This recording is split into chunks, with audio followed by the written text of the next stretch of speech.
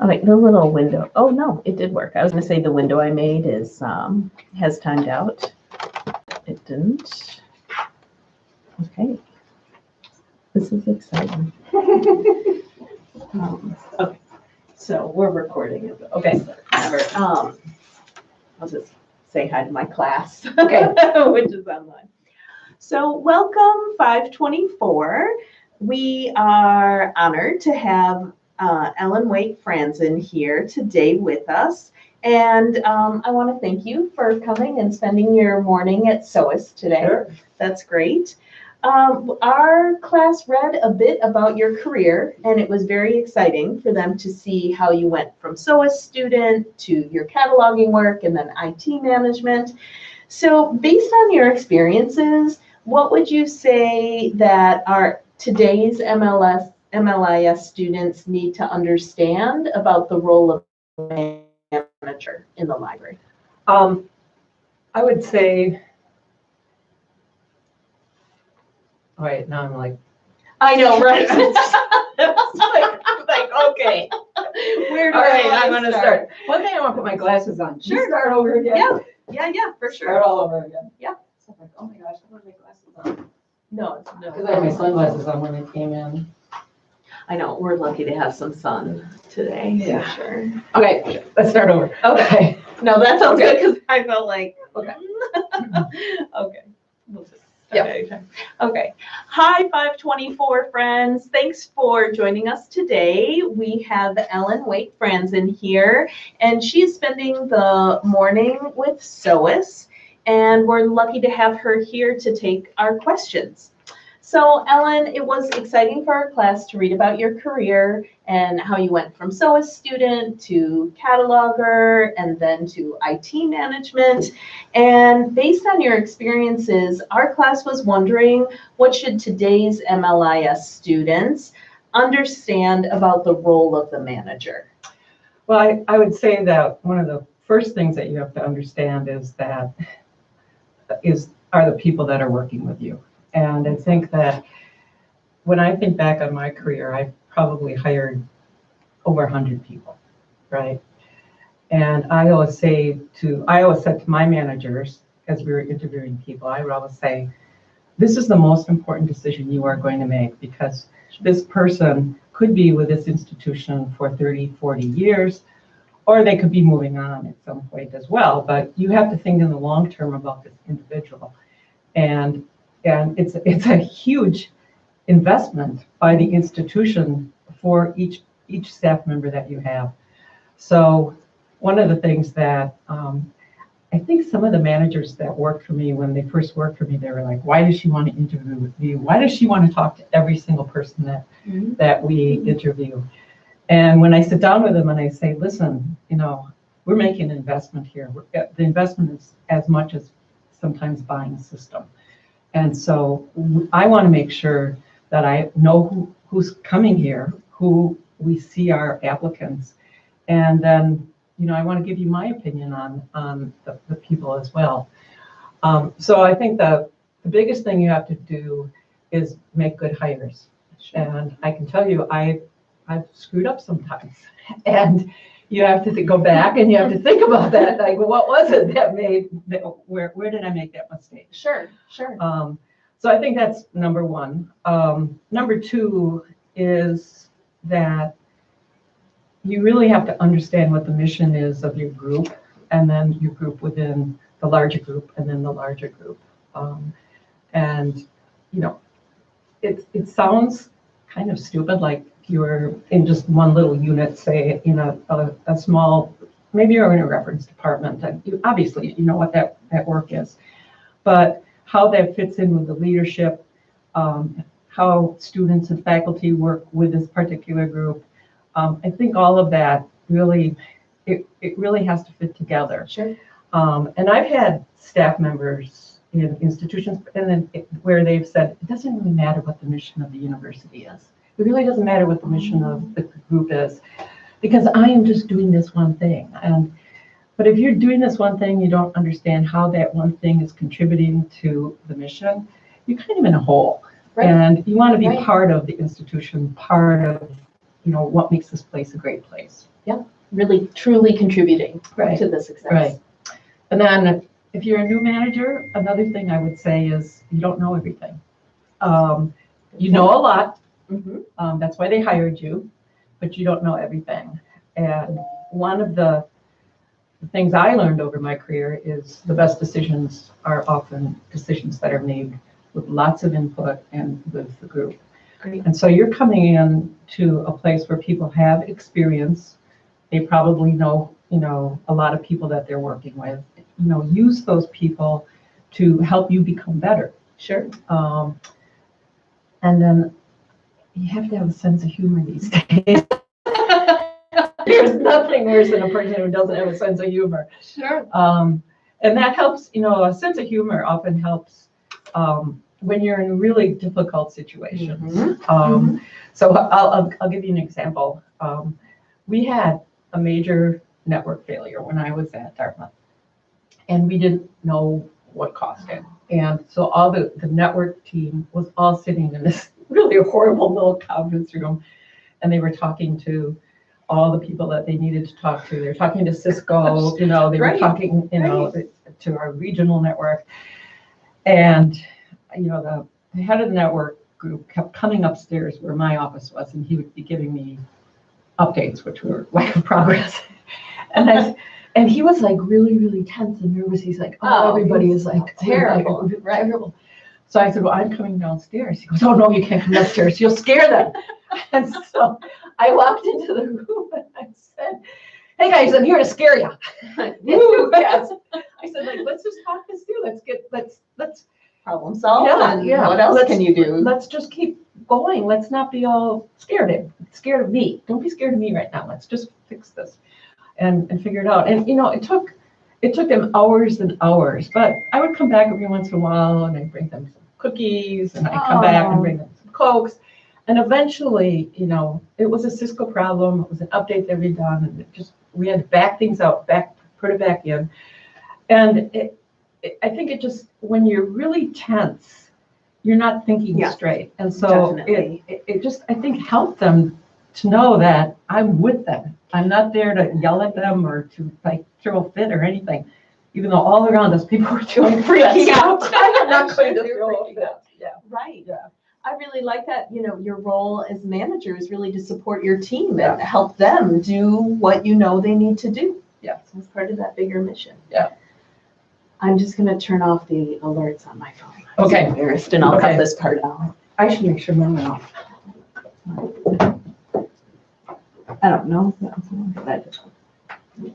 Oh, well, actually, do I want to keep mine on? I have an alarm for 9:45, just so you're not late for the next thing. Okay. Maybe I'll turn mine on. I don't know. One of the things was mine.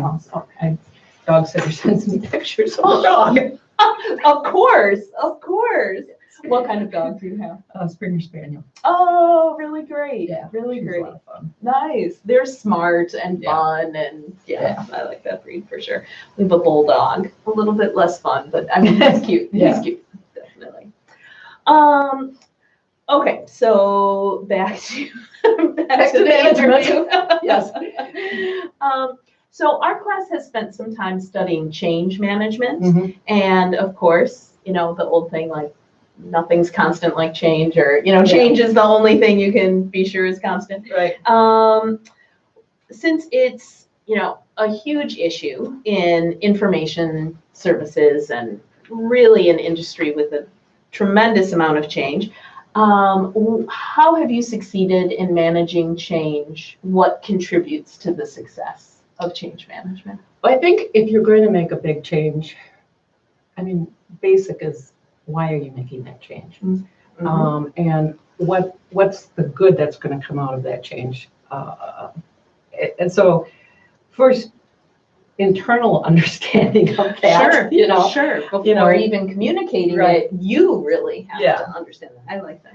And then you have to bring people along, and I've seen it over and over again. People like to do what they like to do. They like to be in control of, and they want to master things. And so when you're saying, well, now you're going to master something else, you have to basically have to sell that change. Mhm. And you have to sell it, sometimes sometimes you don't have to sell to the people who are actually doing the change, whether it's the library, the tech staff. Sometimes you have to sell the change to the faculty and the students. Why is this important? Why do we have to do this? So once you get that, I think you have to acknowledge that people can be fearful and that we're going to make mistakes along the way. So we're having, we understand the change, we're making sure everyone understands the change and why we're doing it. And we understand that we can have some failure and that it's not going to be easy. So let's say, that's sort of the base of the triangle here. Sure. And then for me, if it's a big change in projects, if we're having a big project, I always want to identify a project manager for that project. And oftentimes having the project manager be someone from the outside is a really good thing, because the project manager is basically this person who's going to be pushing people along. And if it's someone, I've seen this, I can say I've had this experience. If it's someone from the inside, they often don't want to push people as hard. Sure. So the project manager, you have to really map out what this change is going to be. What are the steps to the change? If it's a cultural, social change, you still have to map those steps out. We're going to move a desk someplace else. We're going to move. That's, those things big. those are big things. People do that. Right.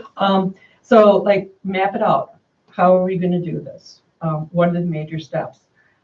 The other thing is, if you're not the first group in the world to make this change, is find out how other organizations made the change. What were the pitfalls that they had? Where did they have the big problems? So that you can say, okay, we're going to spend a little more time on this particular step, because that's where other organizations have had the problem. Sure. And so you've actually built that into your project management. Another important thing, if you have this plan, is you'll have milestones in that plan, and every time you get a milestone, you celebrate.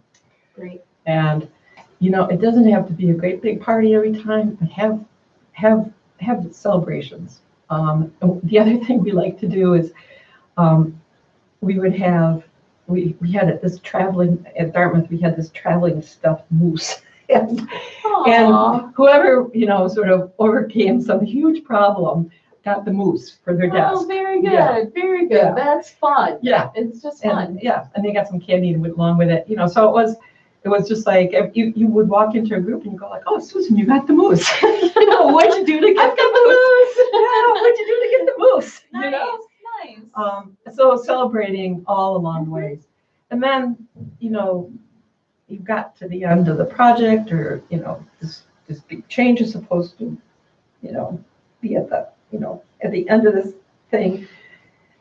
You're still going to be crawling before you're running. Sure. So Once the change is implemented, that's a really good perspective too. Yeah, and so the people whose jobs have changed, you have to give them the support, making sure that right training is there, that every failure isn't like a huge issue.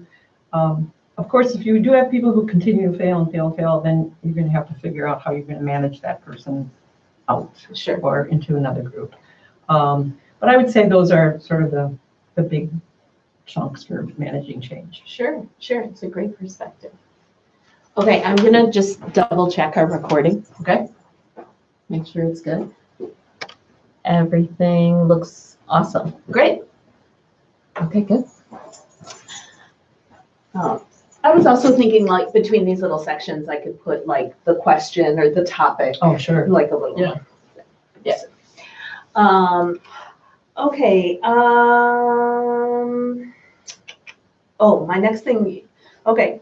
My next question you kind of alluded to, because our students brought up the theory of thought that failure is actually a teacher. And we're wondering, has that been true for you? Has failure been a teacher for you that, you grew from? Sure. Yes. I actually mentioned that when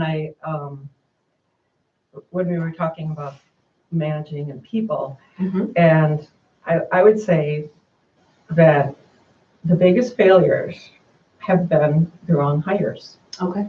And sometimes, the wrong hire, I'll give you an extreme example. I hired a librarian when I was in Chicago who had been referenced by another librarian who was a person that I had worked with, who I had lots of respect for. And she gave me she gave me a good reference for this individual.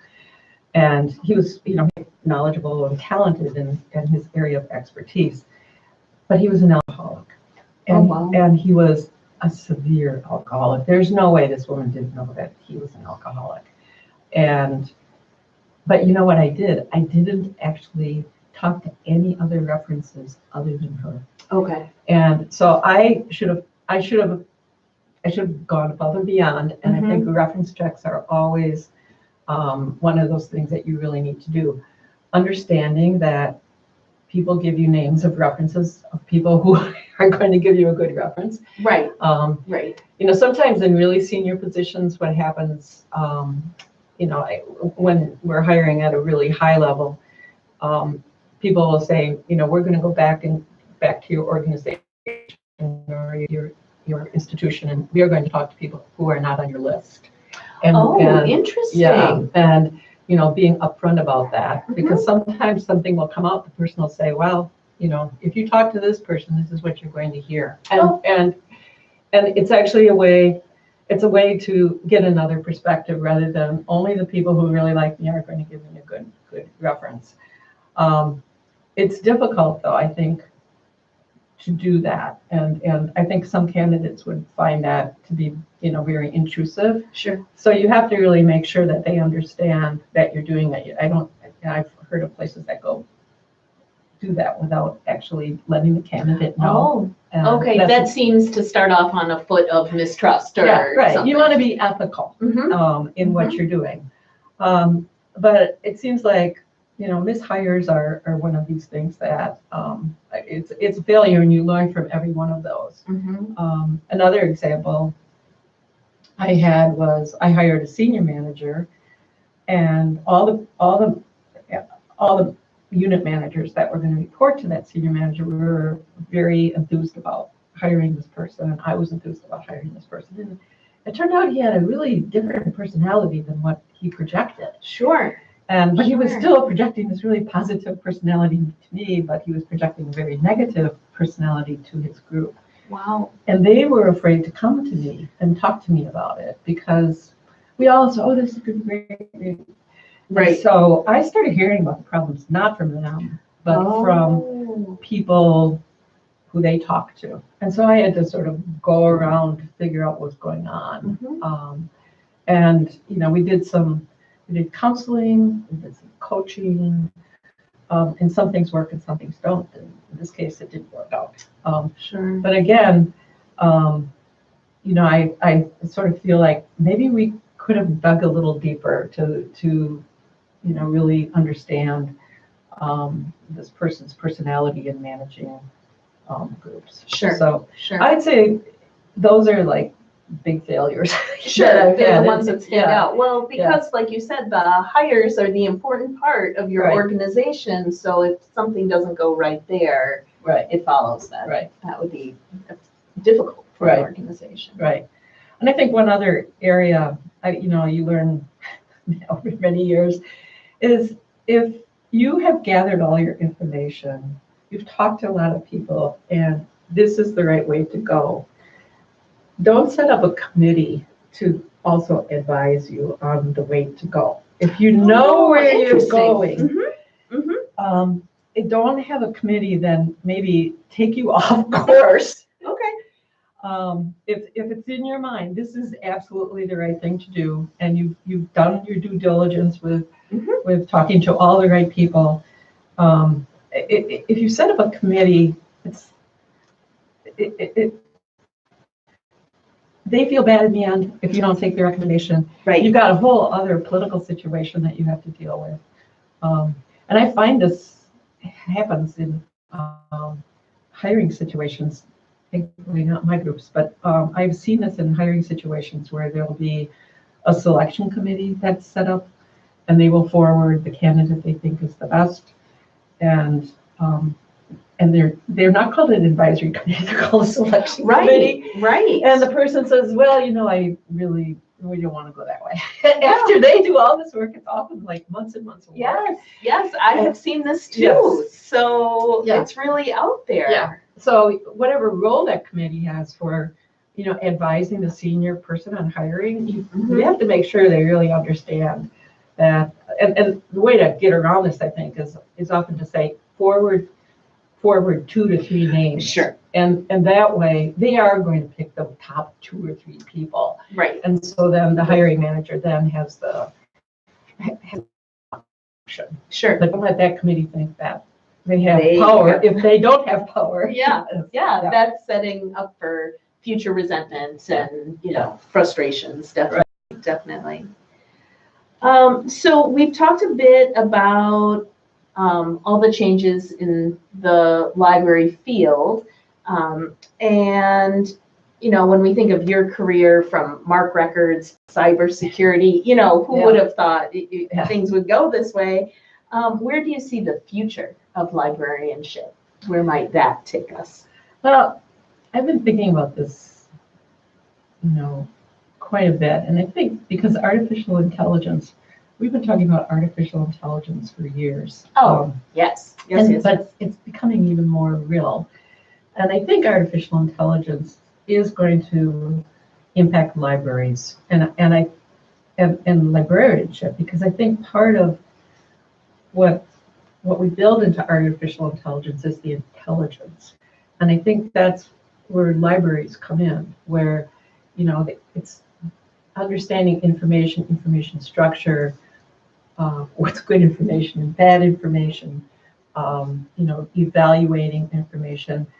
I really think that's going to affect, how we live in this world. But I also think that librarianship in this whole information environment should have a role in that. So I think that's a big one. I think the other big thing, we're wireless network now. I think that just this pervasive network, which is going to become more pervasive. I think that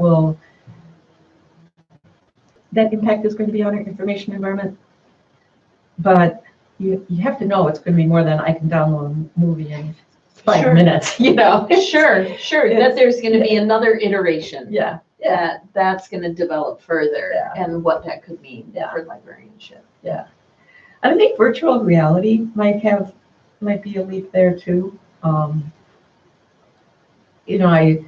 think back when I was at the University of Richmond, we had a classics teacher who was developing this tech environment where you could feel like you were, well, it was primitive when you think about it now, but we thought it was really cool that you were like strolling the streets of Rome during a certain period of time. Sure. And then when I was at Brown, there was an anthropologist who we were developing this application, which was even more virtual. And it was about a dig that she was doing. And she was actually, you felt like you were in this dig, and this is where this particular object was found. And then you could pull that object up and there would be information around that object. Wow. And so, taking that and then just thinking about some of, I was reading the other day, like students aren't going to have to dissect frogs anymore because they'll be able to do that all virtually. So how else is that, what are we going to be providing out of our libraries for these virtual experiences? Where are those going to come from? Who is going to actually, decide which are the right experiences versus like, this is a really good experience for a 6th grader, and this is a really good experience for, a college student, even though it might be a very similar kind of experience. So I think librarians could have a role in that and helping, like talking about that, the dig with the objects, helping, describe the objects and codify what that object is. Right. Yeah. And I'm thinking like could a sixth grader and a college student be at the same dig, but they would want different information and Right. provided in different ways. And Right. yeah, that's a huge open, Right. open question. Yeah. Oh, it's great to hear your Yeah. perspective, for sure. Yeah. For sure. That's wonderful. I know you'll be on a panel discussion, and that will be recorded as well and will be on the SOA site. I'll link to it from our class site. And there you'll be talking about getting hired and career opportunities. Is there any specific advice you'd want to share with our students today about getting hired in the library field? Well, I would say, again, starting at the base, you've got your undergraduate degree. What have you done within those areas that you would like to highlight for your resume, for your job, interview? Did you work on a team? Everyone loves people who work on teams. Sure. I'll tell you that. Sure. Do you have some team experience that you can actually highlight in your interview? In your background, you have a real strong disciplinary experience. Do you know second, third, fourth language? What programming skills do you have? Those are the kinds of sort of little extras that Sure. that go beyond you've got your degree. Right. Because others got yeah. their degree. Right. So how do you stand out? That Right. makes sense. And I think back to when I was hired, because I was working as a library assistant in a catalog department. There were a lot of people in my courses who could catalog when we came out of our courses. Sure. Right? All across the country, there were a lot of people who could catalog. And actually, when I graduated in 1977, we were going through a mini recession at that point as well. So there weren't that many library jobs out there. Sure. I had that extra thing. So did you work? It doesn't have to be in a library, but did you work somewhere that work skill can actually translate into a job skill? So you have to really think about, here. Right. The other thing I would say is don't put yourself in a box. And To don't limit yourself. yeah, don't limit yourself. Hopefully, you'll be open to living in someplace other than Wisconsin. Sure. Sure. And I also think that, when you get to the point where there's a job, you're a candidate for a job, do as much homework about the hiring group as possible. There's nothing worse than having a candidate not really understanding the work of the group or not really understanding whether it's, public library, professional group, academic library, not understanding, that organization. Sure. And being able to, with the internet now, everyone Right. knows everything. No, there's like no problem. Yeah. Yeah. You should be able to do your homework here Right. and really understand. So it's not like it's like you're bringing in enthusiasm about Sure. this institution in your interview then. Sure. I know that at the beginning of my career, I was, looking for who would take me. But then a few jobs in, I was really investigating the organizations to see where I would be a good fit and where I was. So I think part of that homework piece is to look for the role that suits you as well. Right. I think that's definitely a good fit. Right. Well, thank you so much for spending time with us today. It was a pleasure to have you here. Good. And we'll look forward to the other video as well. Thank you for joining us. Thanks. Bye.